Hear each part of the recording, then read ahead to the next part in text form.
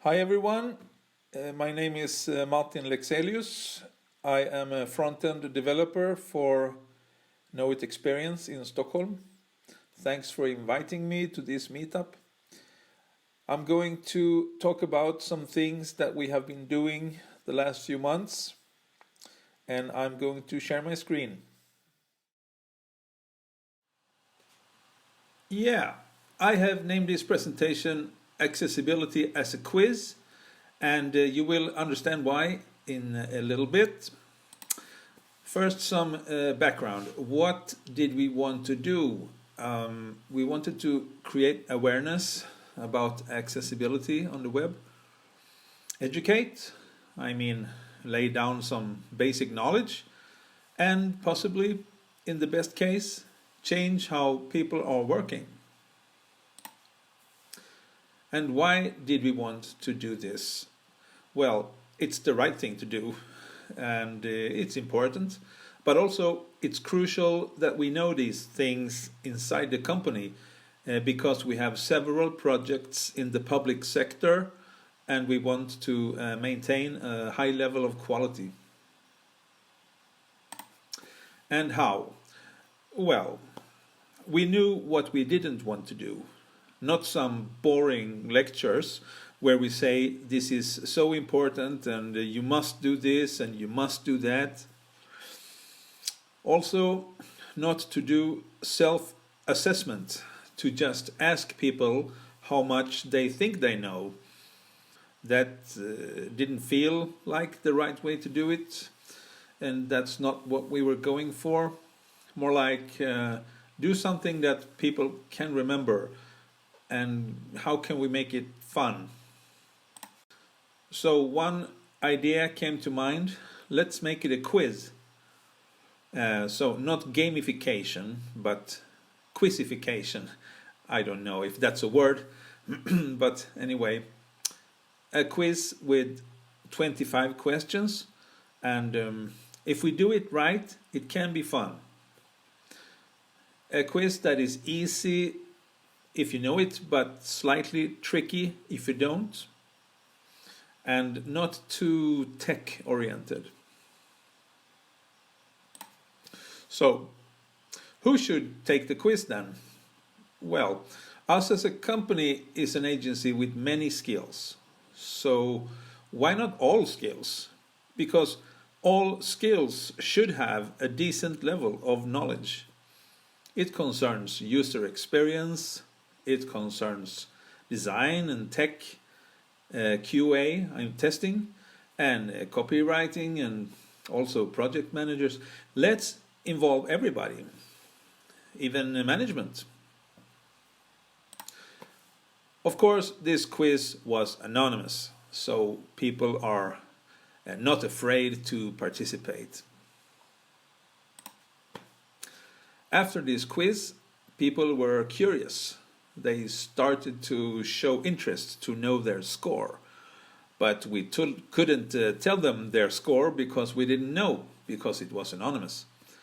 So we invited them to a follow-up, which were 2 webinars with 45 minutes each, and these were 1 week apart.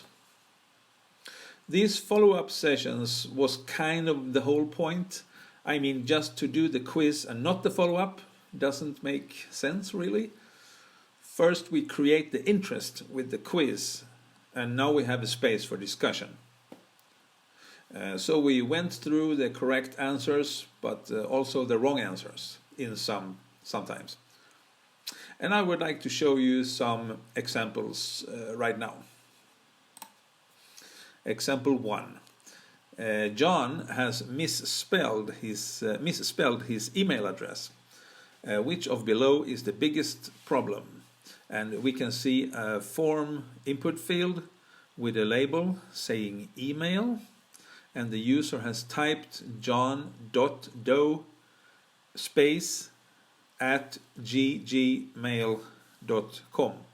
and the input field has a red border. And the options are: an email input should have a CAPTCHA, a red border is not enough, The red color is not strong enough. John should know how to spell his own email address. And I don't know. I really like this one because you can touch base on so many different topics. You can mention CAPTCHAs and why they are horrible. You can talk about preventing errors and form validation. We can talk about colors. Option number 4 that John should know is a little silly, but it's not silly because we can go into this thing about blaming and shaming the user. Example 2. Which of below is a software for testing website accessibility?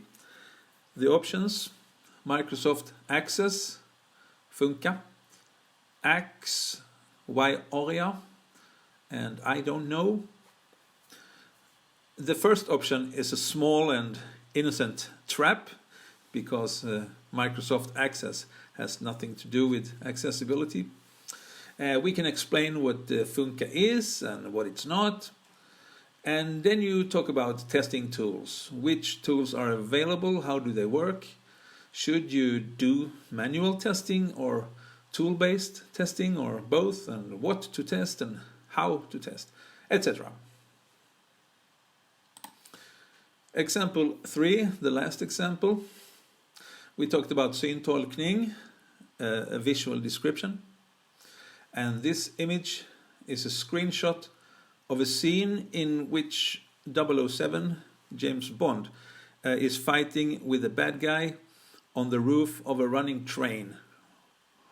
I chose this scene because it's very visual. It has train sounds and dramatic drumming sounds, a gunshot, some dialogue, but for the visually impaired, it's impossible to understand what is happening.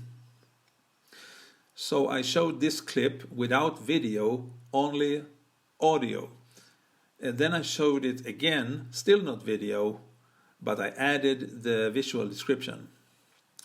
And this was an eye-opener for some people, and they will remember this segment, I think.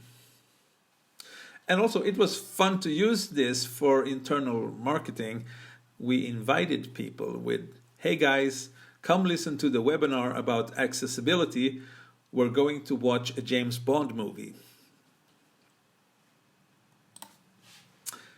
How did it go? Participants said it was a humbling experience. The feedback I received was along the lines of I thought I knew stuff, but apparently I didn't, and I have realized I have gaps in my knowledge.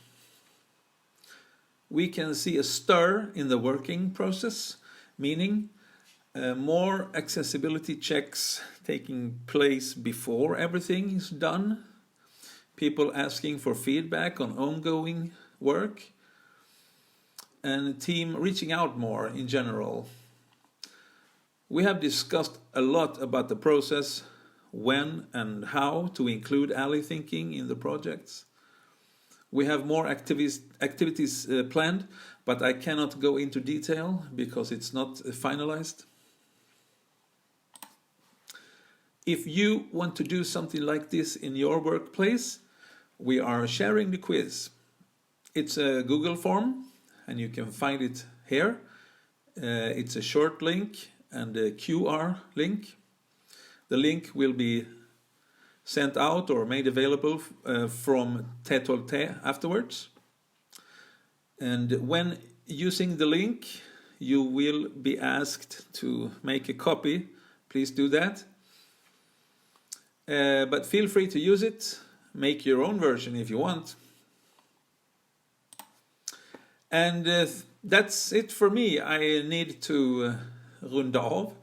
Thanks for listening.